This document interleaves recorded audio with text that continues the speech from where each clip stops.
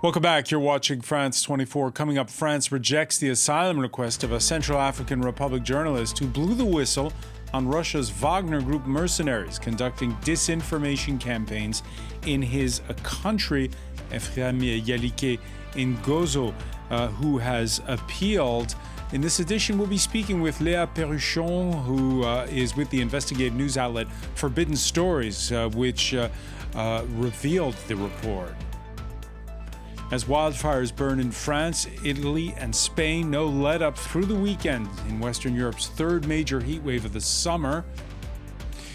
First World Cup quarterfinal, France against Morocco in a rematch of the semi-final won by Les Bleus at the last tournament in Qatar. We'll be crossing to Selena Sykes, who is at the game outside of Boston.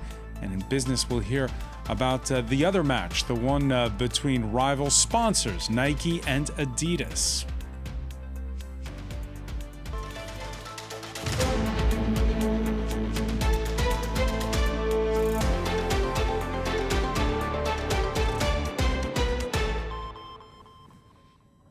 France has refused to grant asylum to a Central African journalist who revealed that Russian mercenary group Wagner was conducting disinformation campaigns in his home country.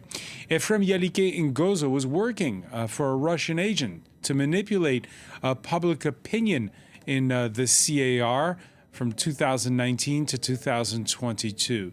He got in touch with the journalist consortium's Forbidden Stories and told his tale, which was then published on several sites, including France 24's and sister station Radio France International. Now, his asylum request, after a personal intervention by the French President Emmanuel Macron to bring him to France, has been rejected. Well, for more, we're joined by Léa Perruchon, journalist with Forbidden Stories. Thank you for speaking with us here on France 24. Thanks for your invitation. When it was late April where you discovered this? So he was just notified in March, late March.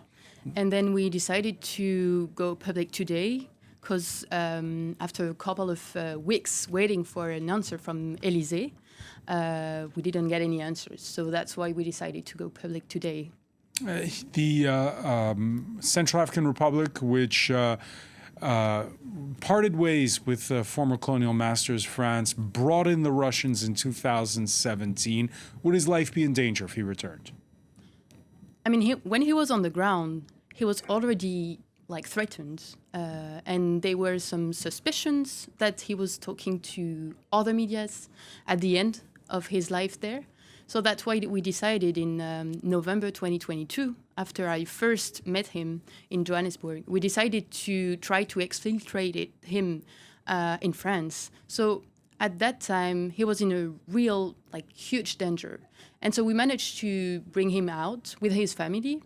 And now, I mean, if he goes back to Central African Republic, knowing that his family members on the ground are still questioned by the authorities to know where is he in France, that could be really, a big danger too. The rejection of his asylum request includes a note saying that he'd taken part when he was in the CAR in demonstrations hostile to Western interests. Yeah, and this is, in my opinion, this is why his testimony was really important, because he was inside the system. And we were really open with the French authorities back in 2024 about this, him being in the system. And so we think with PLAF, the platform to protect the whistleblower in Africa, who is part of the legal team of Ephrem, we think that they are talking about one demonstration that he did beside the American embassy back in February 2024. And so they questioned us about this a year ago already, or 2 years ago. And now we think that this specific event is at the origin of the reject of... Why? Why did they do it? Why who, sorry? Why then reject this asylum request when all this was known? He still came to France after you been transparent about what he'd done, that he was inside the system. Why is it? Why this? Do you have an explanation so far? I mean, that's a good question. We don't have the answer. We wanted the answer from Élysée or the OFPRA, the immigration office, but we don't have the answer. So maybe we still need some answer on his case. Or, I mean, we lodged an appeal before the French National Court of Asylum. So we're still waiting now. That's the only thing that we can do, basically. And just a word, Léa, for our viewers on, you talk about the system that he helped uncover. Tell us about that system.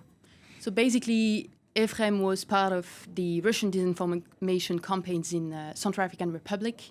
And through his testimony, we managed to expose this huge system in this country, but in other countries in Africa. And we did a second piece with France 24 late February, and we published that this specific network, who was then attached to Yevgeny Prigozhin, so a well-known figure in Russia who died in his plane crash.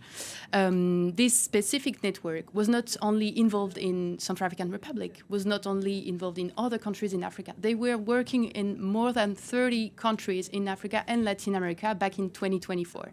So when Ephrem was there. So basically what he tells us at the time is exactly what we found out with a new leak in late February. And some of the people that we exposed and that, for example, his boss, Mikhail Prudnikov, he was sanctioned by the European Union last year. So basically, this is a public interest revelations. All right, and that, again, that appeal against this rejection of an asylum request is now ongoing. Léa Perruchon, so many thanks for speaking with us here on France 24. And a reminder that you can see that report on the Forbidden Stories website and on France24.com.